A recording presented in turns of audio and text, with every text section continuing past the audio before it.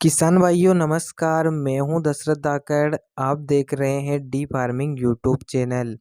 किसान भाइयों आज हम बात करेंगे मटर की खेती के बारे में। जब हमारी फसल 30 दिन के आसपास की होती है उस समय मटर में हमें 3 जरूरी काम करने होते हैं। अगर ये काम समय पर कर लेते हैं तो काफ़ी शानदार रिजल्ट मिलता है। मटर की फसल से ज़्यादा उत्पादन किसान भाई ले सकते हैं। कौन से वो काम है, किस प्रकार से आप मटर के उत्पादन को बढ़ा सकते हैं, इस वीडियो में मैं आपको पूरी जानकारी देने वाला हूँ। वीडियो को शुरू से लेकर आखिर तक एक बार ज़रूर देखिएगा। जो किसान हमारे चैनल पर नए हो, चैनल को सब्सक्राइब कर पास में जो घंटी का निशान आता है उसे ज़रूर दबाइए, जिससे जैसे ही हम कोई नया वीडियो अपलोड करें नोटिफिकेशन के द्वारा आपको तुरंत जानकारी मिल सके। किसान भाइयों भारत के कई क्षेत्रों में मटर की खेती की जाती है। मार्केट में अच्छा भाव अगर मटर का मिले तो किसान भाई ज़्यादा से ज़्यादा उत्पादन ले सकते हैं। किसान भाइयों मटर की फसल से अच्छी पैदावार के लिए फसल जल्दी से हार्वेस्टिंग पर होना ज़रूरी है। पौधे की अच्छे से ग्रोथ होना ज़रूरी है। पौधे में ज़्यादा फल फूल भी आना ज़रूरी है।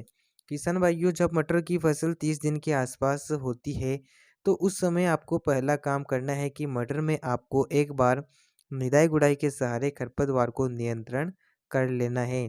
किसान भाइयों अगर आप इस समय निदाई गुड़ाई यानी कि खेत की खुदाई करते हैं तो इससे क्या होता है कि एक तो ऊपर की मिट्टी भुरभुरी हो जाती है, जिससे पौधे की जड़ों का विकास बेहतर तरीके से होता है और खरपतवार भी नियंत्रित हो जाता है, जिससे हम जो भी उर्वरक देते हैं वो हमारे खेत में हमारे पौधे को डायरेक्टली मिल जाता है।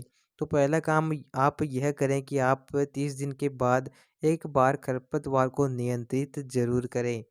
इसके बाद मटर में किसान भाई यूरिया का प्रयोग भी करते हैं। इस समय पौधे की ग्रोथ के लिए यूरिया की काफ़ी बड़ी मात्रा में आवश्यकता होती है, क्योंकि इसमें मौजूद नाइट्रोजन एक प्रकार से पौधे की ग्रोथ को बढ़ाती है, पौधे को हरा भरा बनाए रखती है। तो इस समय आपको यूरिया का प्रयोग भी कर लेना है।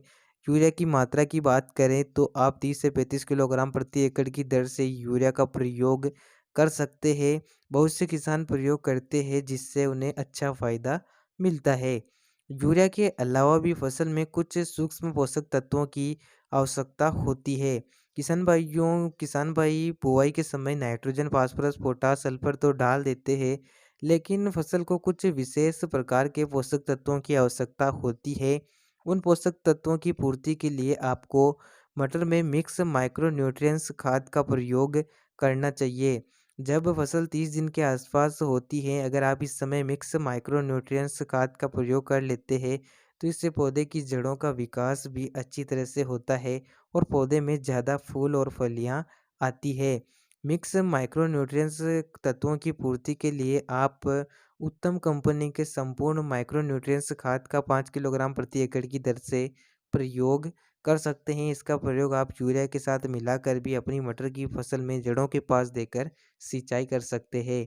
30 दिन की फसल जब होती है तो ये काम आप कर लेते हैं अगर, तो इससे आप मटर की फसल से ज़्यादा उत्पादन ले सकते हैं। शुरुआत में पौधा अच्छे से ग्रोथ करता है, पौधे की बढ़वार अच्छे से होती है और अंत में पौधे में ज़्यादा फलियाँ आती है, फूल भी अधिक मात्रा में आते हैं। तो इस प्रकार से किसान मटर की पैदावार को बढ़ा सकते हैं। उम्मीद करता हूँ जानकारी पसंद आई होगी। वीडियो को लाइक अपने किसान भाइयों के पास शेयर ज़रूर कीजिए। धन्यवाद। जय किसान।